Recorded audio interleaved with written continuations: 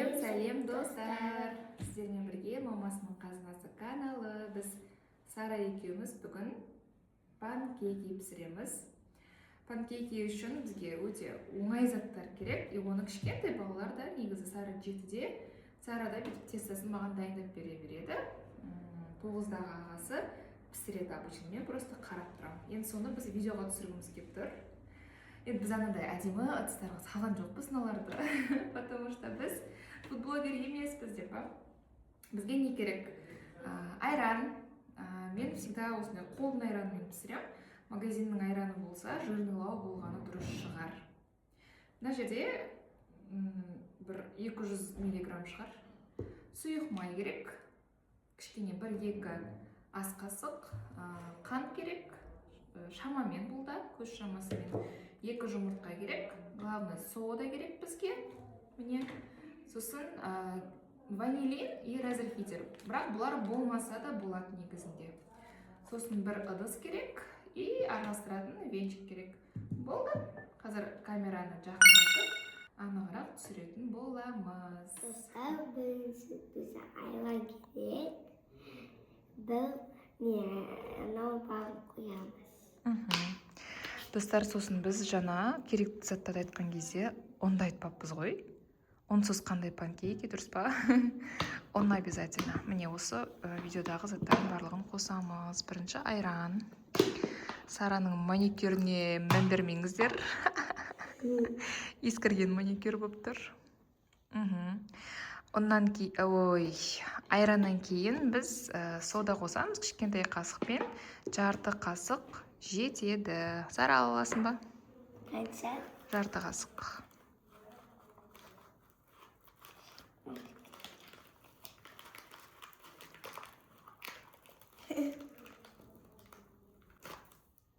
Болады.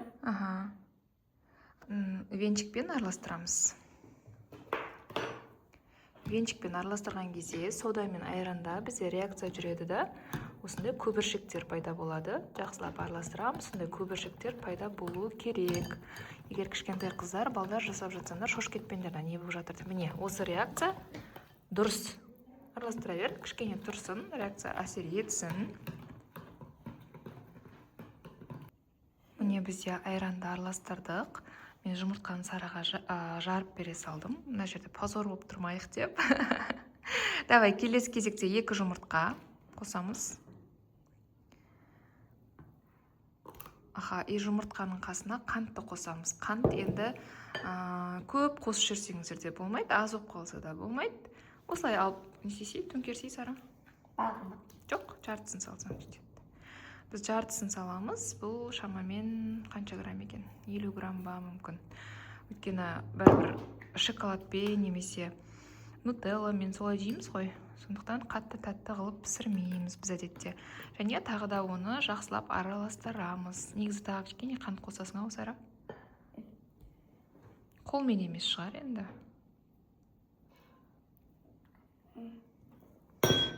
Сара как будто бүгін бірінші рет істеп атқан сияқты. Андай видеоға түсірген соң ба? Қопал жатыр ғой. Тағы да жақсылап араластырып аламыз.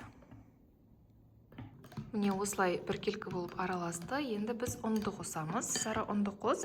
Ұнның барлығын емес, мынау бокалмен қазір бірінші аздап қана қосып көреміз. Где-то жартысын қос. Тағы да қос. Тоқта, бәрі түсіп кетпесін. Осыны бір араластырып ал. Бірден барлық ұнды салып жүретін болсаңыздар, қойы болып кетеді, араласуға қиын болып қалады, яндай комочки болып қалады да, дұрыс піспей қалады. Сондықтан аз-аздан қосамыз. Достар, сіздерде бізбен бірге қайталап, жаңағы керек заттарды алдарыңызға алып, пісіріп көріңіздер, және міндетті түрде комментарийға осы рецепт қалай шықты сіздерде жазыңыздар, дұрыс пісті ма, піспеді ма деген сияқты лайк басыңыздар, коммент жазыңыздар. Мынау бізде қазір сұйықтау болып тұр. Демек, тағы да кішкене ұн қосамыз. Сары ұн қоса сал кішкене.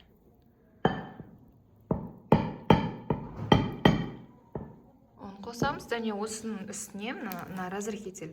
Разрыхитель негізі қоспаса да болады. Мен совсем кішкентай ғана қосам. Не үшін қосам, білмеймін, шынымды айтсам. негізі разрыхительді көп қосады ғой, ол әсер ету үшін. А мен просто совсем для галочки. Маған бір қолмен ыңғайсыз. Қосамыз, және де ванилин бұл просто дәм беру үшін ғой. Егер үйде ванилин болмаса, қоспай қоюға да болады. Осын қосамыз. И барлығын жақсылап араластырамыз. Мұны тестаны әбден араластырған кезде шамамен газ тоқтата тұрды. Былай көтеріп көрсетті. Сұйықтығы, қоюлығы міне осындай болу керек. Қаймақ сияқты болады ғой шамамен. Сұйық болып кетсе де болмайды, қою болып кетсе деп нан сияқты болып қалады. Енді осыған ең соңғы кезек сұйық май қосамыз. Егер қасықпен қосатын болсақ, онда тамақ жейтін қасық бар ғой, ас қасық сумен екеу. Бай біз шамамен қоса саламыз, көз мөлшерімен. Давай, Сара. Болды, жетеді. Тағы да соңғы рет жақсылап араластырамыз да. Сонымен біз ана грилинсаға пісіреміз. Мен қазір грилинсаны қосып қыздыра берем. Оға дейін тестамыз біздің қазір жақсылап араластырып болғаннан кейін шамамен сол табамыз қызғанша бірнеше минут тынып тұрғаны жақсы. Өте жақсы көтеріліп пісетін болады. Қалайсыздарге? Видео ұнап жатыр ма? Біз мүлдем дайындалмадық. Сразу қарасаңыздаршы. Баклажкалермен прямой түсіріп тастадық қой. Еще мына штативке сотканы қоя алмадым. Мен соткамды көтермей жатыр. Сондай. Все, келесі этапқа кеттік. Все, достар, біздің грилинсамыз пісті. Егер сіздерде бұнда грилинса болмаса, кәдімгі жұмыртқа қуыратын сковородка бар ғой. Вот соған да пісіре беруге болады. Міне тестамыз. Жаңағы, менікі уже қатты қыз кетіпті. Үлкен қасықпен. Опс, ағыз жүрген соңғы. Осылай. Пісіреміз. Мен қатты қыздырып жүріппін, пока камераны қоя алмай кеттім ғой мұнда. И сразу бізде пузырькилар шығып бастайды. Видеодан көрінемін, қазір мүмкін жақыннан көрсетем. Сол пузырькилар шығып бастаған кезде біз панкейкиларымызды келесі бетіне аударатын боламыз. Ешқандай май қоспаймыз. Өзімен осылай. Мінекей достар, осындай пузырькилар пайда болған кезде біз панкейкиларымызды төңкеріп шығамыз. Екінші бетіне аударамыз.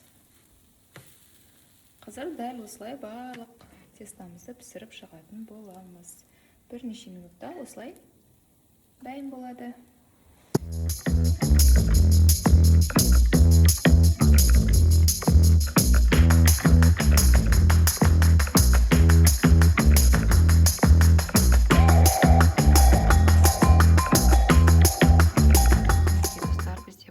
Партиясы пісіп жатыр. Қараңыздар, осындай әдемі пузырьки болып шығады ғой. Осы кезде қазір аударып тастаймыз. И мына осындай әдемі панкейкилар бізде пайда болады. Достар, осындай дәмді болып шығады. Сіздер де істеп көріңіздер. Я, достар, осымен біздің панкейкиларымыз пісті. Іші барлығы өте әдемі. Қарасаңыздаршы, жұмсақ болып піседі. Астық. Мен балаларым жақсы көреді. Қазір нутелламен, сгущенкамен, малинамен. Мен мёдпен жегенді жақсы көрем. Осылай жеп аламыз. Ас болсын, сіздер де жасап көріңіздер Сараның каналында. Кездескенше.